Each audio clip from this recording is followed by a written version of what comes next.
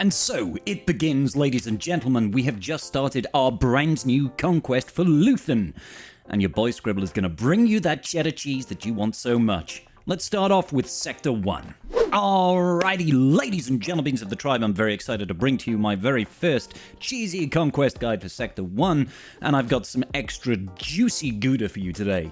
So, let's take a look at the feats. We need to get 35 enemies with light side Mandalorians defeated, also the same thing with Ewoks, no problem at all. We need to gain Evasion Up 50 times, defeat 35 enemies with Ewoks, I've already said that one, and win 10 battles with a full squad of resistance units. None of this is really too difficult. Sector 1 is a very easy sector, and whilst I do recommend as you progress through this sector that you try to touch on these feats as you go by, I do have a number of cheeses that you can come back to once you've cleared through all of the sectors of Conquest and you've got yourself a good selection of data discs. Speaking of data discs, for every single battle here I've used the same data disc setup. I'm somewhere in Sector 3 right now, currently at the time of this recording. I'm running Unstable Decelerator with 2 green Amplify Agonies, 1 grey Amplify Agony, a Volatile Accelerator, and a Ruthless Swiftness that is blue. Now, obviously, when you start off in Sector 1, you are not going to have all of these data discs. That is quite alright. Like I said, a lot of these feats, you can come back and cheese them after the fact. And you can do it on the bonus nodes over here, so you can still be farming brand new Datacrons or getting Datacron materials available for you to use in PvP game modes. Okay, so every single battle, use the same data disc setup here. I would recommend, as you are going through this sector, to find one particular node, okay? If you are looking for any particular battle or any particular team that you want to face off against, try to make sure that you find a Night Sister node. We're going to come back to that later on. We've got a couple of feats where we need to kill units. Night Sisters are the cream of the crop in this particular Conquest around getting kills done. Find one of these nodes. You'll thank me later. Let's start by thinking about the resistance teams. Now, if you have GL Raid, this becomes very easy because you're going to have a whole card rate of resistance. Now, I like to split them up into 3 individual factions here. We can do 3 different teams straight from the rip, okay? So if we just filter by resistance, the 3 teams that I will be using, for example, is going to be JTR with droids. So we're going to take R2-D2 and BB-8 and C-3PO, and then we can just throw in 1 extra unit. Who that extra unit is really up to you. You could choose to take in Resistance Trooper, for example. Not a bad shout. Going in on the bonus node at the end of the sector here is one way of doing it, but these will be able to kill certain teams as you progress. So with R2-D2, you always leave BB-8 out in the open. The benefit of this team is, of course, that with all these droids, you're going to get a massive boost in turn meter. BB-8 with his unique passes 8% additional turn meter to all droids for every droid. So as we have 3 droids here, we're getting 8, 16, 24% turn meter. That is a significant boost right out the gate. And then of course JTR has got a lot of TM generation thanks to the way her leadership works with droids.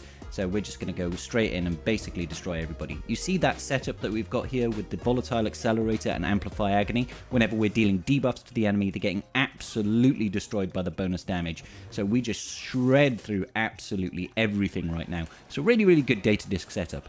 Now you don't have to go with this one, of course. You can go with Zealous Ambition, for example, with Leadership Resolve and stuff like that. That's another very good data disc setup. But that will get you 1 win with those resistance, okay? So you could probably do this, as I'm trying to break this up into 3 separate teams, you can do this sort of gradually, get 3 wins, and you'll bring their stamina down to about 70%, and then you can move on to another team. So what other teams can we use to help get us there? Okay, so let's take a look. Now, if you do have GL Ray, obviously GL Ray is going to be the strongest of units. However, if you do have extra depth within your resistance faction, you can go in with a Finn Zori setup, okay? So we're going to go in with Finn, we're going to take in Zori, we're going to go ahead and take in the Bag Bros. For the final slot, it's really up to you. You can take in Poe if you want extra taunting. You can take in Rose Tico because we know she's the strongest resistance unit, but we'll go in with Poe for now. So Finn, Poe with Zori. Again, this team is very strong in general, so it's just nice to have. And look at the absolute shredding of damage here. I'm not even going to bother hitting that Echo again. I'm just going to be passing that Inspiration. We're just going to be doing stuff and things, and this will probably wipe most of the board. There we go. And you see how quick and easy that is? See how quick and easy? Not even a problem. It's a very strong team in general, but I'd only recommend using this if you've got that Zori already built up to decent relic levels, okay? So, well, maybe she probably doesn't even have to be decent relic levels. Gear 12, Gear 13, probably with some decent modding will do the trick. Now, if you don't have a Zori team, I'd recommend you keep those bag bros to use with Rey, but if you do have it, this is the way I would probably separate it out.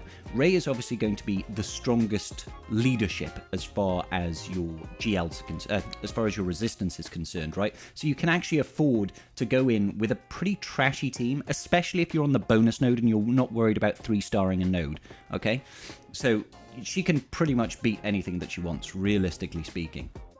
The reason I like taking in the vets here is because they do AoE debuffs, like there's an AoE ability block, for example, from Han, that'll be able to just do loads of damage thanks to this Amplify Agony setup that we're running.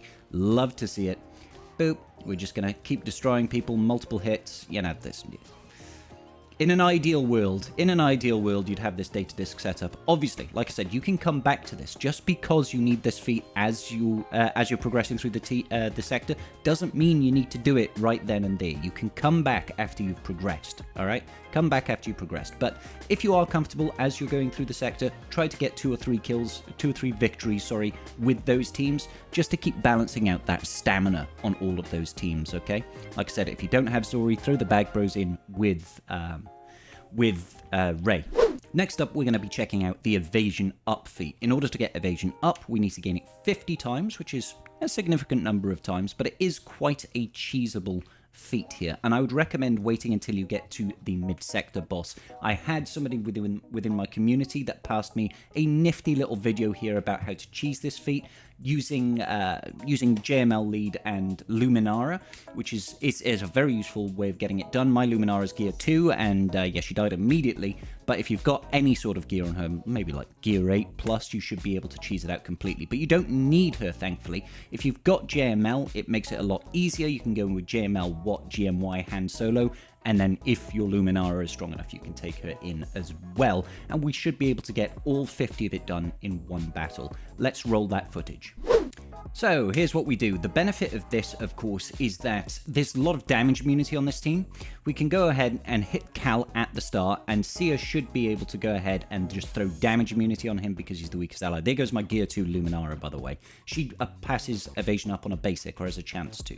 Alright, so you can just focus on Cal Kestis at the start, and just, you know, make sure you're not hurting him. What I would recommend is that we're going through and we're just killing off the enemy team, but don't kill them too quickly. Alright, you need to leave somebody in damage immunity so that you can infinitely spam that Evasion Up. So the benefit of using JML here is, of course, you've got a strong taunt that's going to survive indefinitely. You've also got a source of tenacity down, TMR, okay? We need both of those things. GMY is there to spread buffs after Han Solo has used his second special. That second special passes Evasion Up to the whole team. Do you see it there? Evasion Up to the whole team. Now GMY is going to be spreading that Evasion Up to the team again. So we're going to be getting into a loop of constantly being able to get Evasion Up and spreading it, okay? The real benefit of going up against this particular team is the damage immunity. So we're going to get to a point where we've defeated all the enemies apart from Sia and Jedi Knight Cal, not Jedi Knight Cal, OG Cal Kestis, alright? He's going to be stuck under damage immunity, and we're going to be reducing his turn meter with a combination of JML's Tenacity down, Efflux, with Wat-Tambor assisting and reducing TM. The only thing I would say is that you do want a little bit of potency. Maybe use a potency consumable here to up that potency, because they are going to have tenacity up at the same time as this evasion, as the tenacity down, which means you are going to be relying on base potency versus tenacity checks. So right now, all we're really doing is we're prepping. I'm just checking here to see, do I have Evasion Up? I don't have Evasion Up, so I don't want to use GMY's buff spread ability. So we're just killing off the allies here with the coin ability from JML, and it'll get to a point, don't worry, where we will just full auto it. So this is the crux part here. You want to make sure that you don't kill Cal Kestis. We need to get him to be under damage immunity, so don't use this. Well, actually, maybe do use this. Yeah, that's not too bad. We get the tenacity down. Doesn't quite kill him. Boom, damage immunity. That's what we're looking for. Now we need to make sure that we do not, under any circumstances, kill Cal Kestis. We cannot cleanse him. There's nothing in this team that can cleanse, so we can just go full auto. There's hand passing those buffs over there. That's passing, in this instance, 4 cases of Evasion Up every single time. We can go full auto. He's going to get some resists, even though he's got that tenacity down, because he's got tenacity up. But ultimately, Cal Kestis is never going to take a turn again.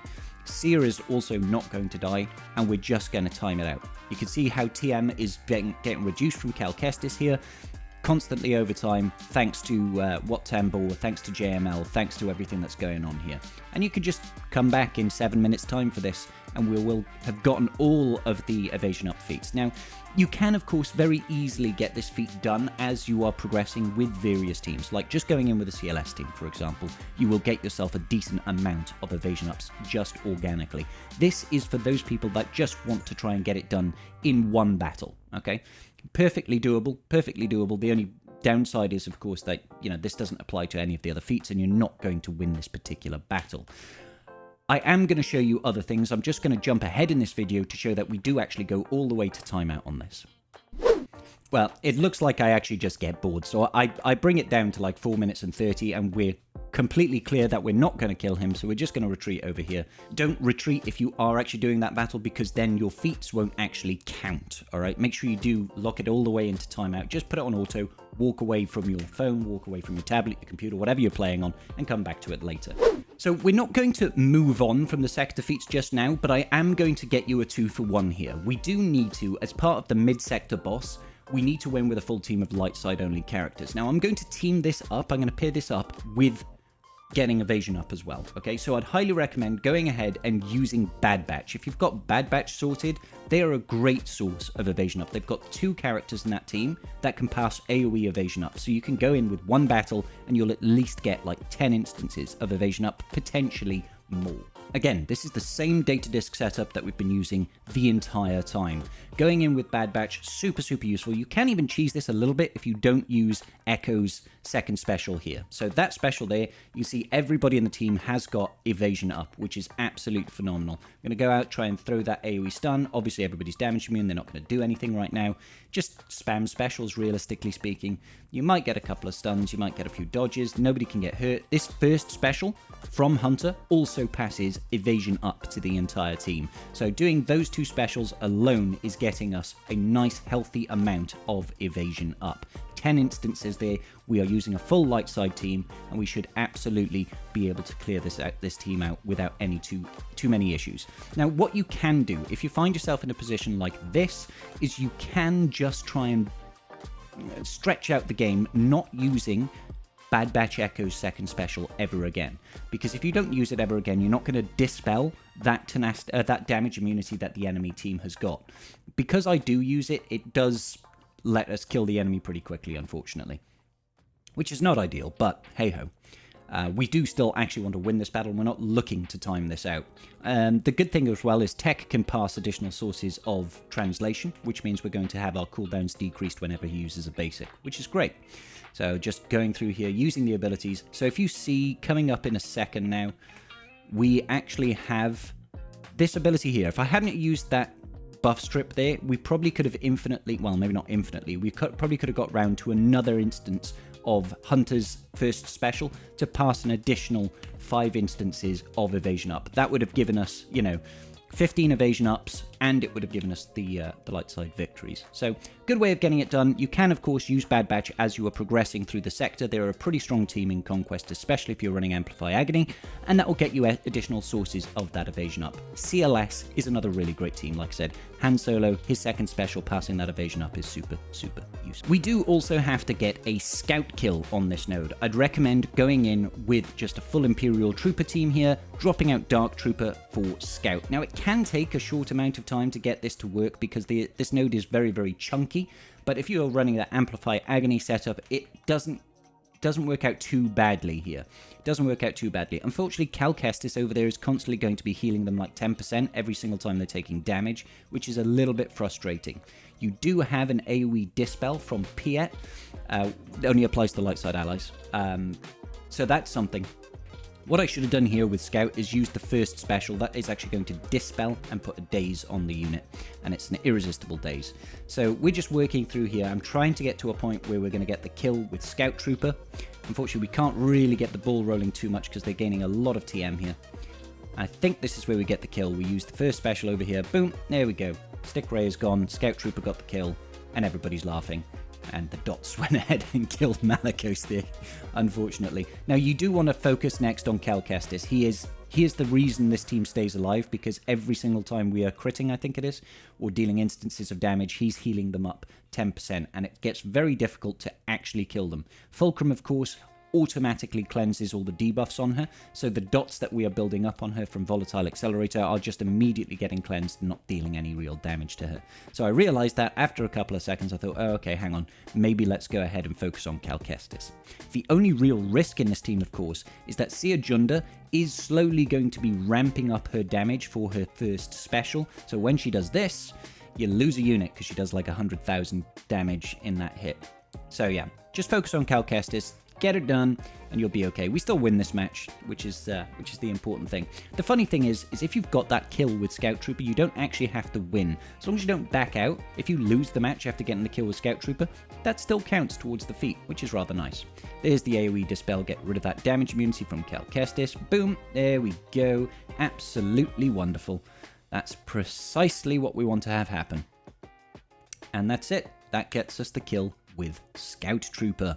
Always a nice time. And yeah, that's all the feats done on the mid-sector boss. So we're going to move over now and talk about getting kills with Ewoks and getting kills with light side Mandos. Now, I'm just using a standard full Ewok team here, going up against the bonus node at the end of the sector. This is for those of you that have just got pretty standard setups, don't have any GLs, that sort of thing. You can farm Datacron nodes and you'll be able to get 5 kills around here just using this standard setup if you want to come back to this at a later date. Now, I do have a very good cheese for you available if, of course, you've got JML. JML makes all of these kills with light side units feats very easy because he can just constantly call in to assist, and he can do that for any light side ally. Right now I'm just showing you a little bit of options for those of you that don't have JML, only have Ewoks, and I've got another one coming up very shortly. So I'm just going through the various nodes. We could do the same thing with Mandalorians, okay? I choose to use Maul Mandos in this team coming up now,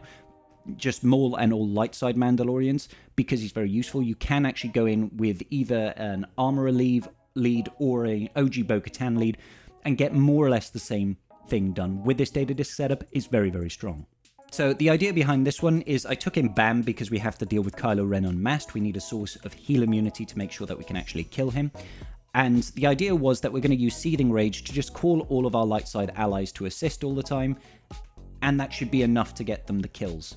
You know, they have to be the light side Mando that gets the kills, so you don't want to ramp up too much damage with Maul, but thankfully we can actually just focus on Crew, because we can't kill him, and then when we get round to one of our allies' turns, we can just, you know, use a basic attack with them, because all the enemies here are quite literally dead. So I'm just ramping up those those dots on Crew right now, that's the first thing, and I think we just throw out an AoE here with OG Bo-Katan, get some extra kills, go down into Poop Stance here with Bam, because, like I said, we do need to get into heal immunity to get rid of this Kylo Ren, and we can actually just ramp up all of the stacks of Whistling Birds very quickly here. Fortunately, Volatile Accelerator counts as an instance of damage for Bam, so it counts towards his Whistling Birds. Whistling Birds, booyah! So again, this is only getting like 5 kills a run with your light side Mandos. It's not ideal. We're going to have a proper cheese coming up now, which does rely on you finding a Night Sister node, so make sure you do find a Night Sister node. Now, I'm going to throw in just one additional cheese here that's going to help us get with global feats as well as those kills. This does require you to have JML, because, well, I mean, it doesn't require JML, it just makes it a lot easier. There's a global feat to win with Master Qui-Gon and Padawan Obi-Wan in the team, so I'm just using JML here with Wat Tambor, Padawan Obi-Wan, Master Qui-Gon Jinn, and then you can throw in either an Ewok or a light side Mando. If you've got Voluntary Vanguard data disk, you don't need Wat here. You can just throw in another Jedi, probably someone like Hermit Yoda is ideal. And we're just going to be using JML's coin ability, his leadership ability, over there to pass turns to Nisa to get her to kill these units. The reason I like this last bonus node here is because, of course, we have got we've got Jango and Boba Fett, both of whom have got an additional revive, so it gets us extra kills. Now, the problem is when you're taking in Master Qui-Gon and Padawan Obi-Wan, if you've got any real sort of gear on them, they are going to be killing people quite quickly. So that, there is a downside there that you're losing some kills, but you are still ultimately farming Datacron materials, so it's not wasted battles. I've got a much better one for you coming up in a second, where we actually get 35 kills in one battle. It does use a similar setup to this, but not exactly the same team. So we just want to use coin abilities over to Nisa. Again, you can swap Nisa with the light side Mandalorian as well. Someone like, Sabine, for example, will work absolutely fine. So in this battle that I'm about to show you, you need a Night Sister node. I've got it on a hard node early on in the game. We're running JML with Wat, Nisa, Hermit Yoda, and Barriss Offee. We don't want too much damage here. We want all of the damage to be focused on either Nisa or the light side Mandalorian ally that you're going to be using, okay? So again, if you've got voluntary Vanguard data disk, apply that. You can drop Wat out for another Jedi who can call assists on Nisa or light side Mando. So I'm going to put this at double time speed just so that we can blitz through it and we can count the kills as we go, all right? So you want to make sure you leave Daka alive. That's 1 kill with Nisa over there. We're putting Master's Training only on Nisa. 2 kills with Nisa, and then Daka revives. 3 kills with Nisa. Make sure you put the weapons tech on Hermit Yoda, and then every time you get the chance, call in Nisa. 4 kills with Nisa. Nearly 5 kills with Nisa. Here we go. Let's go. Yep, so you're just letting Amplify Agni with, Volatile Accelerator with Amplify Agni do the work. 5 kills there. And then 6 kills there. Obviously, you're not using Efflux. You can't put this on auto. 7 kills there. You can't put this on auto because of Efflux. 8 kills. Come on now. Nisa. Again, just constantly call her into assist. 9 kills. There's a little bit of RNG around how many pit units does Daka revive, but ultimately this is still going to be better. 10 kills than any other way of getting this done. 11 kills. Come on then. 12 kills. Now, you can try to do this with just a standard full Ewok team, but I feel like it might be a little bit riskier. 12, 13, I want to say.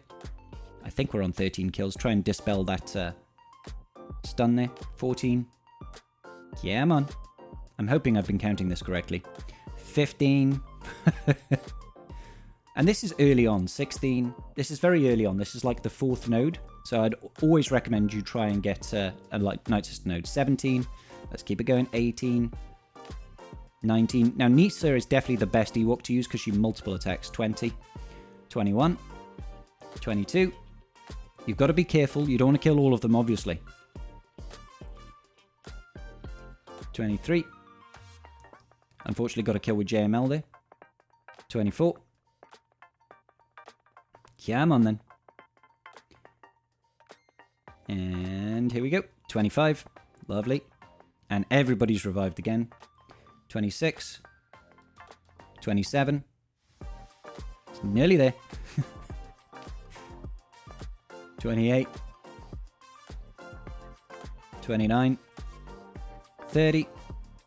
31. 32. Come on. 33. 34. And 35. We did it. With 5 seconds remaining on the clock, we got all the kills in one battle. Now, obviously, that does use a JML there, and I understand that that's not going to be possible. You can try and get that done with a full Ewok team. You can try and get it done with a full light side Mando team. You just have to keep the principle of you want to leave Daka alive so she can revive her allies. Just cleaning up the last of the feats then. On the boss node, we need to win with Grand Admiral Thrawn surviving, and then win without using any Empire in your squad. Now, I'm not going to go through win without using any Empire in your squad.